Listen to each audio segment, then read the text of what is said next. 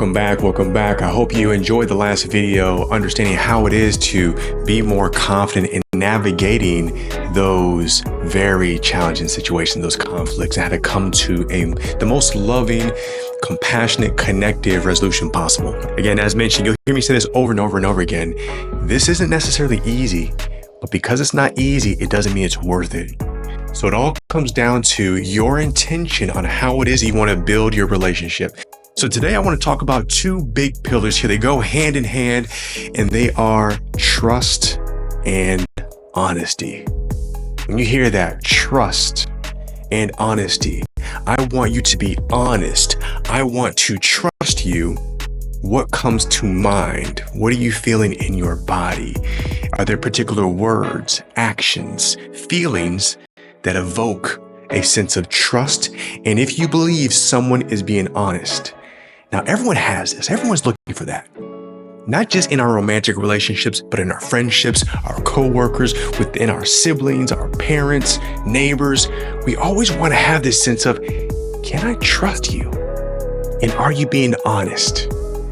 Now, before I go into to pull apart more of how we can really build this between two people, two different worlds that may see trust and honesty very differently, I'm going to put this back on you.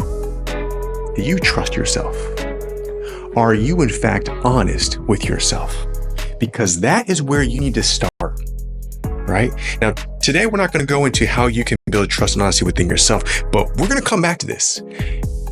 It's okay for you to ask that from somebody else. It's okay to share what it is to you, to somebody else. But the thing where we really mostly trip up is we, on some level, to some degree, don't fully trust ourselves, nor are we being honest with what we want and need, okay? But let's get back to what we're here to do, and that's for you two to build trust and honesty within each other, okay? So just look at this. Trust essentially is going to be the foundation of any kind of relationship. Can I trust you? Can I trust you to follow your word? Are you going to do what you said that you're going to do? Are you going to be able to tell me the honest answer of what it is I'm looking for? Can I trust that you'll be there for me, that you'll hold me, that you'll listen to me? Can I trust that you'll give me a loving kick in the ass when I get off track? Right?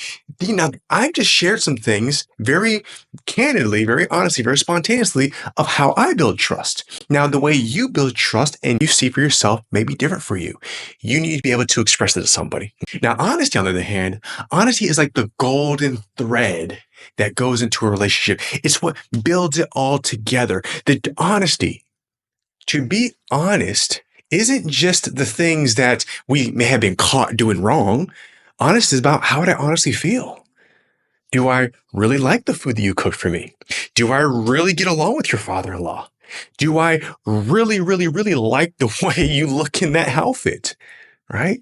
There's different layers and different degrees of honesty, but at the end of the day, even if it's a little white lie, even if it's something that may seem insignificant, understand this: when we detect that someone isn't being honest with us for whatever reason, it can diminish the trust we build with them. Let me give you an example. I've said this many times. I've been part of a men's group for about 6 years now, and specifically with a group in the rising man community. Now, there are brothers who I've been in growth with, in evolution with for years, and these men know me better than anyone. I'd even go so far as to say better than my wife in certain areas, okay? My wife has the privilege or the burden of being with me in all things, in my best, in my worst, all of it. However, my brothers, my soul brothers in my men's group, they have an ability to hold space for me and listen to me and allow me to share that doesn't provoke, that doesn't encourage them or inspire them to take it personal, as with my wife. So I have more space to share what's going on in here without it being met with friction or defensiveness or objection like it may with my wife. So that's why I say my soul brothers in my men's group and my men's team, there are certain areas that they know me better than my wife does, just because there isn't that same flexibility yet, or same space. So what I mean by that is, so with my brothers, I can share anything with them, and I know for the most part, I trust that I will get an honest response from them. even if I don't like it. They don't hold back to tell me their version of the truth about me because they think it's going to offend me. We have an agreement and standards that we share that at all cost. I don't have that with certain people. And so certain people, when I feel as if I ask their opinion and I don't believe that they're going to give me an honest response, there is a layer that I don't trust their word. Not that I don't trust them inherently or all of them, but I can't trust I'm going to get the honest feedback I'm looking for. So for these people, I won't seek support. Now, even that example is a bit nuanced, or it may seem, okay, well, it's not that big of a deal.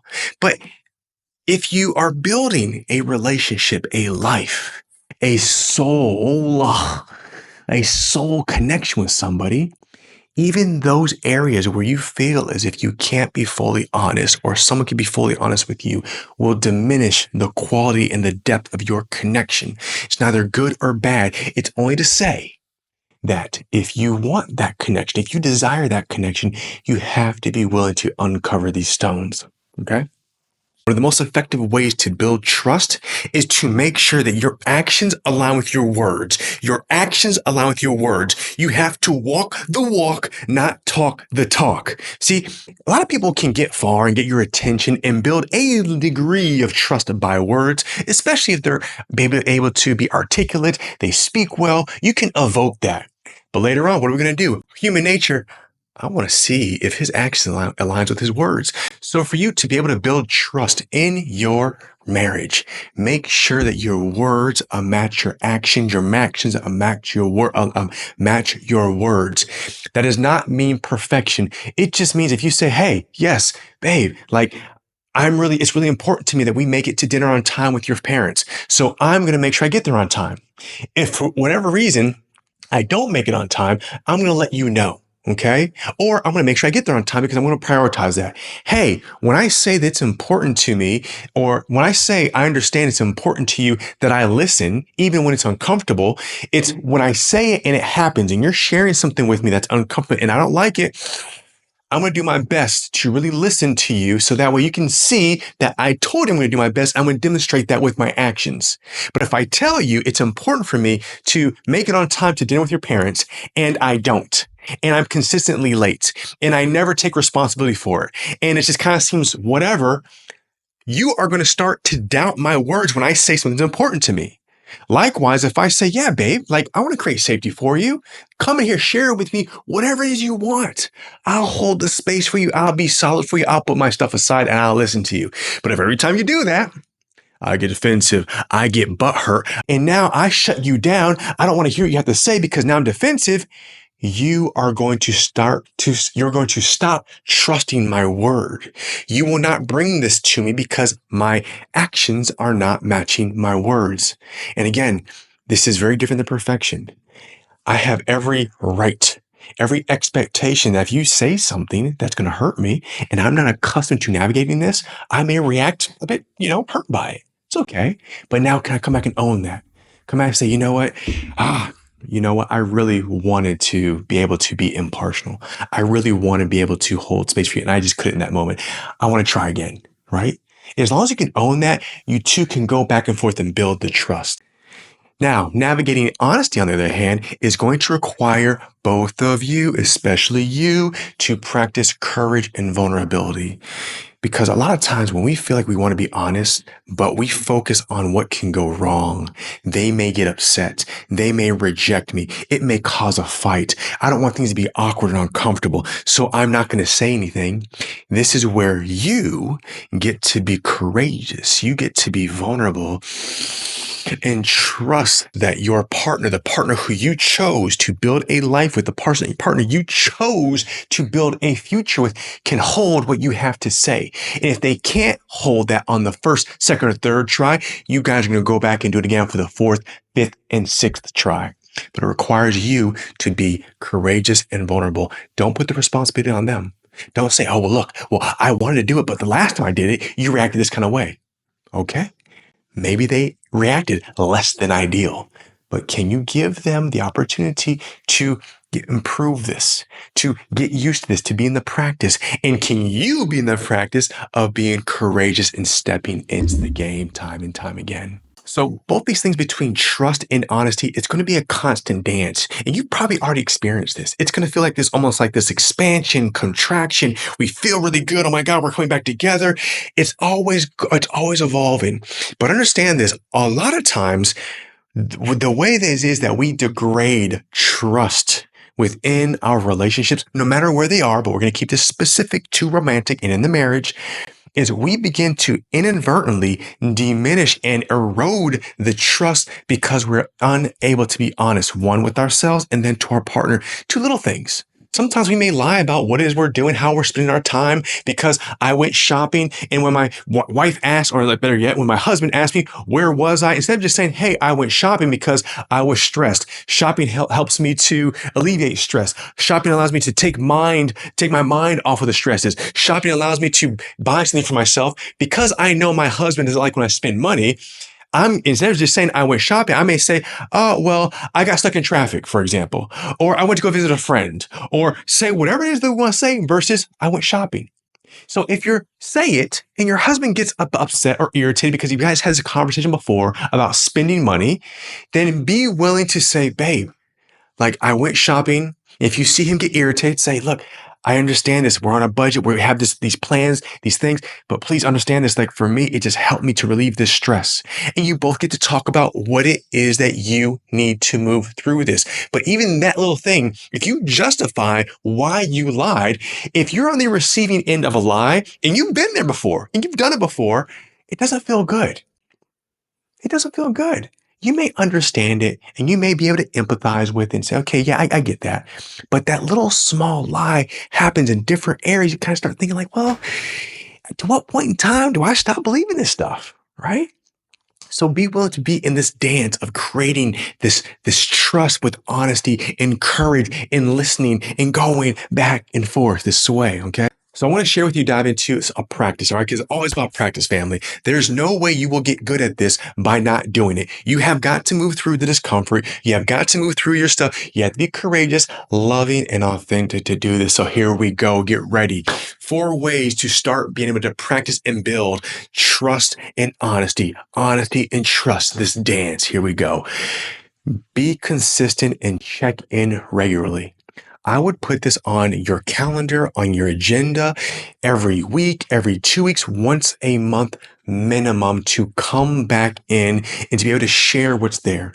Now, this sharing can look like whatever you want it to be, but what I would endeavor you to do is to just go back through the week, through the past couple of weeks, through the month, whatever time frame you give yourself, and go back to the areas where you know maybe you were a little bit less than complete with the information. Not because you intentionally lied, not because you are hiding something, just because life goes so fast that sometimes we don't have the opportunity to slow down and just share what was happening. And even in that innocent not sharing of information that wasn't happening, if it comes up, or let's just say there's not if, but when it comes up later on, a month from now, 6 months from now, a year from now, your partner's going to remember, say, hey, but that's not what you said. You say, oh, crap. Yeah, I'm sorry. This is what really happened, right? So this regular check-in is just a way to keep things clean, to keep things from getting blurry, keep things from building up, all right?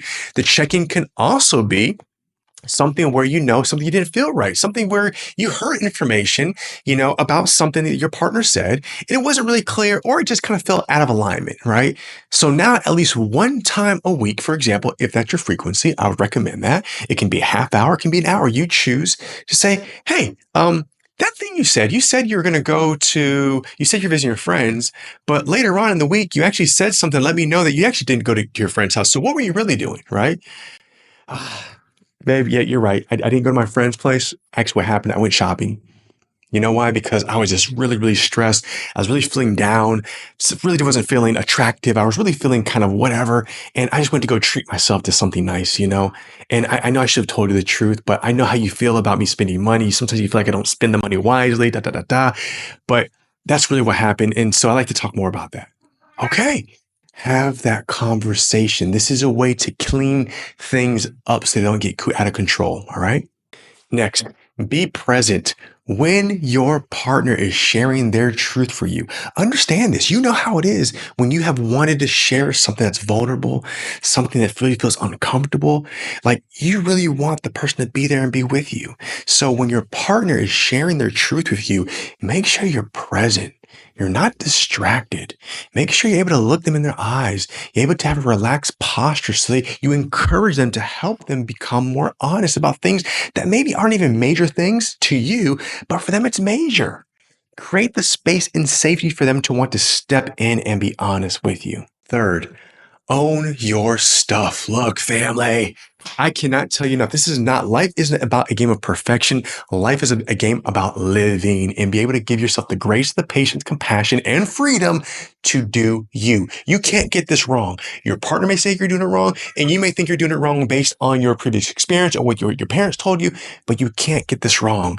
But own your stuff. So going back to the consistency, if you said you're going to do something and you didn't do it, own it, right? The moment you get defensive because you didn't complete what you said you're going to do, you didn't fulfill your word, right? It starts to leave a bad taste in the person's mouth. Like, okay, well, I hear what you're saying, but yet and still you didn't do the thing, right? So I want to trust you, but you getting defensive now makes it a bit weird for me, uncomfortable for me to want to understand what really happened. So now I'm going to stop asking you.